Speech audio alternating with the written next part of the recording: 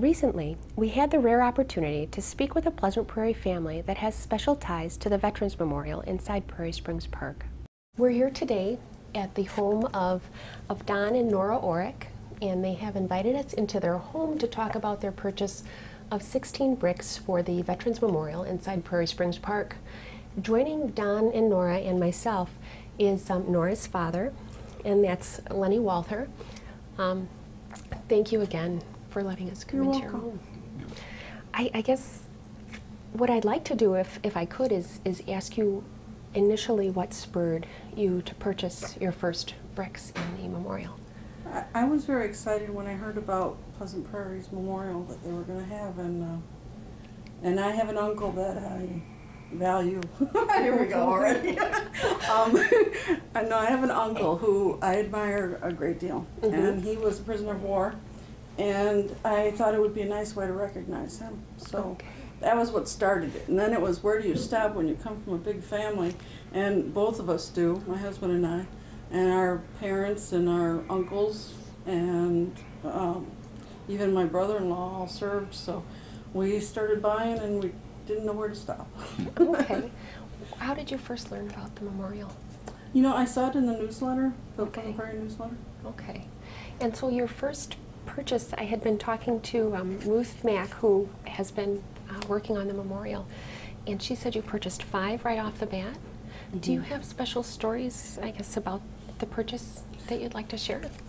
Well, my Uncle Joe is my father's brother, and he had been in World War II. He was in, what kind of a plane is that? He was a B-17. He was a waist gunner in a B-17. And he was shot down, and I had done a family tree history, and my dad had given us newspaper articles where they said he was missing in action. And he'd been there for, how long was he?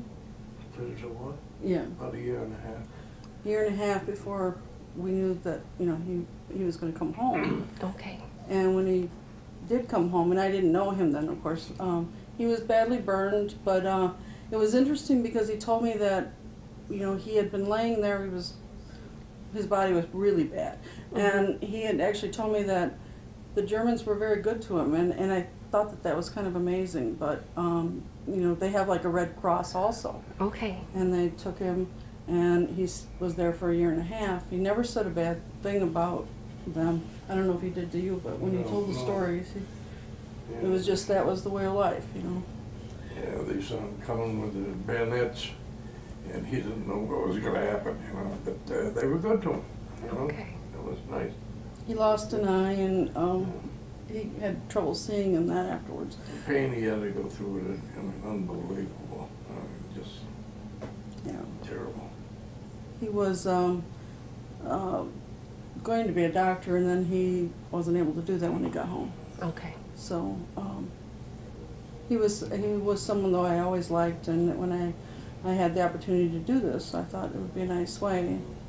I also hadn't met my husband's father, who had been in the Navy, and we thought it would be kind of nice to also recognize him. And so, well, I don't know if, well, do you want to talk about your family? Well, I mean, back to the thing about the bricks and putting them in Pleasant, you know, in the park, was the fact that my dad is, and her Uncle Joe, he's buried in Massachusetts. My dad is buried down south in Alabama, where he is from. And so by having the bricks here, it's like, you know, now we have something here that we can, you know, remember them, and there's something of them now is nearby instead of, you know, hundreds of miles away.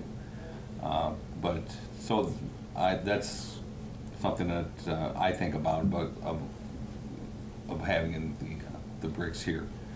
But my dad was in the Navy, and he was on a supply ship, and he supplied all the other ships, and he was in the South Pacific through fighting the Japanese, and he was there the entire time. The ships that he was on, they were in harm's way. They did see action. He had been injured in the leg with some shrapnel from a kamikaze attack, and didn't sink the ship, but there was some significant damage to it. Okay.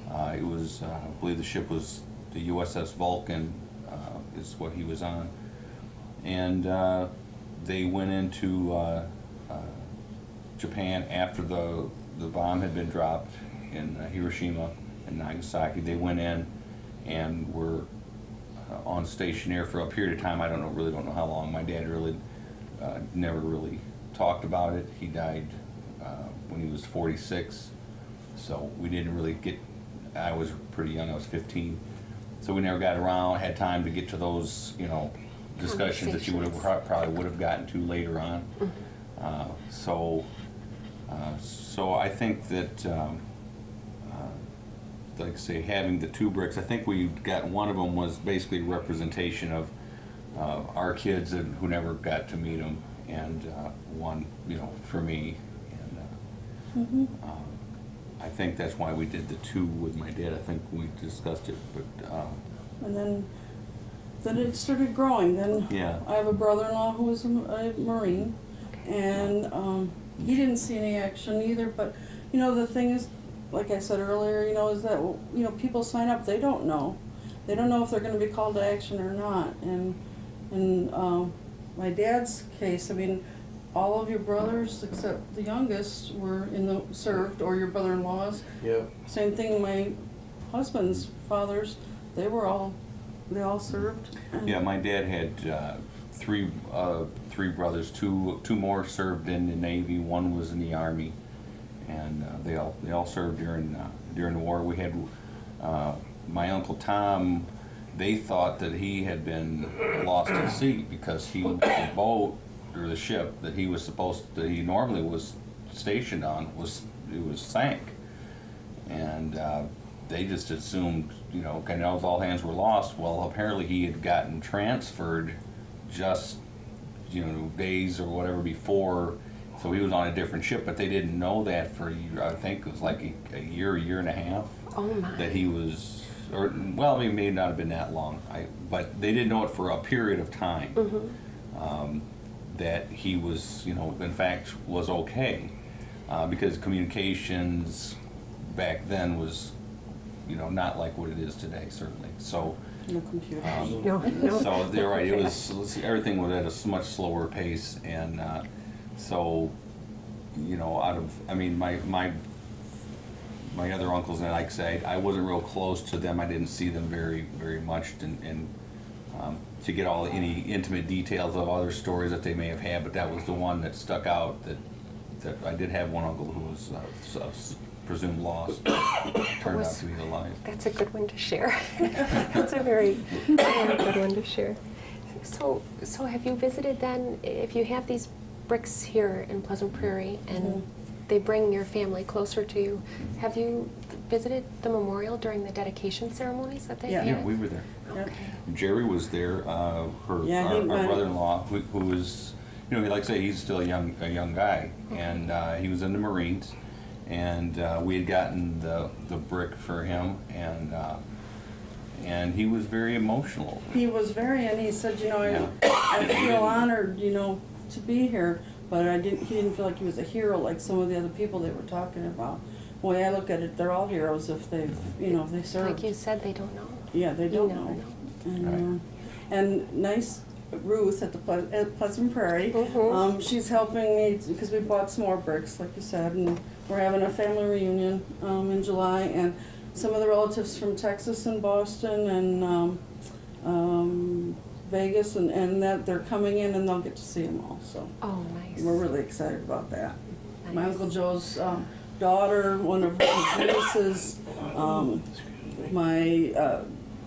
your nephew. So we're having quite a few people come, so we're really excited about having that. It'll become like an unveiling. So this seems like it's a pretty good way to share the stories then with your family. Yeah. The younger generation, were they aware of these family stories before the memorial? I don't think so. Okay. No. I know Joe, when he was shot down at that time, the government just sent you a letter saying he's missing in action, and you had to listen to the radio, And we used to listen and listen and listen until we found out he was a prisoner of war, and that's what we found out. Listening to the radio with all these people, and then the government verified it, you know. Okay. But that was, Wow. I mean, we listened to that radio day and night, you know. I didn't know that. Yeah, the old radios. So Lenny, have you been out to the memorial too then? Yes. Okay. Mhm. Okay. Do you have a brick out there as well? Mm-hmm. Yeah. Okay. Two? Okay. There you go. He will. No, he's, Yeah. So if there are other families out there who maybe haven't purchased a brick yet or have been thinking about it, I mean, do you have anything to share with other families, you know, that might I be think thinking about it? you know, when I was younger, I didn't really care that much about history. Mhm. My husband's a real history buff, but the older you get, you know, the more that means to you, and so does the family aspect of it.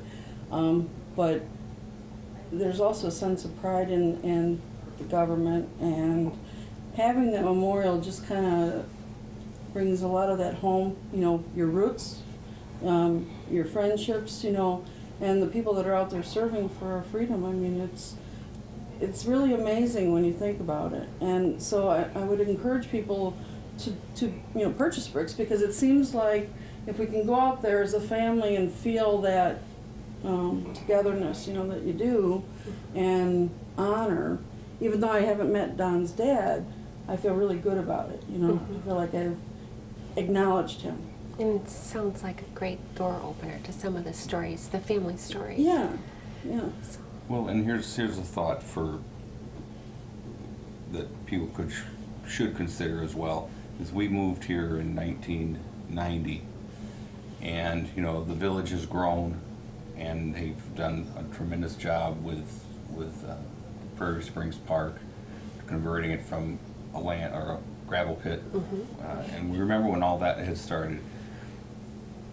But the village has grown, and all these people have moved here, and if they're going to be making this place their home, and we, you know, how many cities or towns or villages have an opportunity where you can literally bring your loved one's memory and have it part and enshrined in within the village. That's an opportunity that, you know, most places won't have, because they probably already have their existing ones, and you know the ones maybe from World War II or whatever. But you know, we're turning out veterans every day, and I'm sure some of the families here would like to, that have moved here from Illinois, where we came from, or from wherever they came. This is going to be their home. Wouldn't it be nice to be able to, like say, to have something within in their hometown that represents, you know, their loved one? So I think that is something that they might want to consider. Yeah, really recognize everybody. that's a really neat approach to it. And I had honestly never thought of bringing, you know, a memory back, and it's it's an a really neat opportunity approach. to acknowledge Yeah. in a way that, you know, I can't go back to my dad's hometown and put one there and put one every place else. It's not the same. Here, they're all together. So we feel blessed. We're glad we're able to do that, and glad Prairie decided to make a memorial. And I love where my bricks are. Good. It's good to hear. Well, Rick will love to hear the that village too. has done such a great job. I mean, you know, the Rexplex, all the things that they've done down here. It's just, you know, everything they do, it's a home run. It just seems like it really is. They don't oversell or make things real flashy, but they've done a really nice job of creating, you know, I mean, It's family. It's just an amazing area down there that they have. It's all family oriented, which is fantastic. It's, you know, that's something that will serve the village for decades. So yeah, you know, we're glad that we were able to put in some of the initial stones, and So, like I say, we're proud to live here. We're proud to have our families represented here, and we'll look forward to adding, you know, another one or two, I'm sure. There you go. I know there's a lot of history, I believe, on the people who did make these things happen, and I'll take your thanks back to them because that's something that they'd appreciate hearing. So That's good. thank you. Well, thank you all. Lenny, Thank you. Nora, Don, This wasn't as thank you painful very as I much. thought. We spoke further with the Orricks just after we ended taping this segment. They shared one final takeaway message about the memorial and its relationship to our current day military involvement. It was that the memorial can be used as a means to look beyond the politics behind our current war and to recognize the commitment and sacrifices that our present day servicemen and women are making. And it can remind us to show them our support.